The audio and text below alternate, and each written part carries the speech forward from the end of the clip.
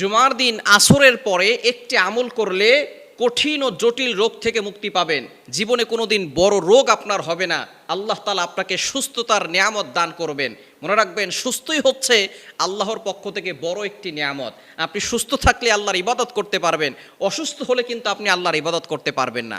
আর জুমার দিন হচ্ছে leader of the all days, সৈয়দুল আইয়াম, সকল দিনের হচ্ছে লিডার, নেতা হচ্ছে জুমার দিন। জুমার দিন কিছু সময় আছে দোয়া করলে দোয়া কবুল হয়। ইমাম আবু হানিফা রহমতুল্লাহ আলাইহির বিশুদ্ধ মত অনুযায়ী জানা যায় এই সময়টি হচ্ছে জুমার দিন আসরের নামাজের পরে মাগরিবের পূর্বে। এই সময়টা আপনি আল্লাহর কাছে দোয়া করলে আল্লাহ তাআলা আপনার দোয়াটা কবুল করে নেবেন। জুমার দিন কিছু আমল আছে, আমলগুলো আমরা করার চেষ্টা করব। বিশেষ করে দুরূদ শরীফের আমল আমরা বেশি বেশি করে করার চেষ্টা করব এবং বেশি বেশি করে সূরা কাহাফ পড়ার চেষ্টা করব প্রত্যেক জুমায়, যাতে করে আমরা জুমার নামাজে আগে আগে অংশগ্রহণ করতে পারি সে বিষয়ে খেয়াল রাখবো। কেননা জুমার নামাজের পরে দোয়া করলেও দোয়া কবুল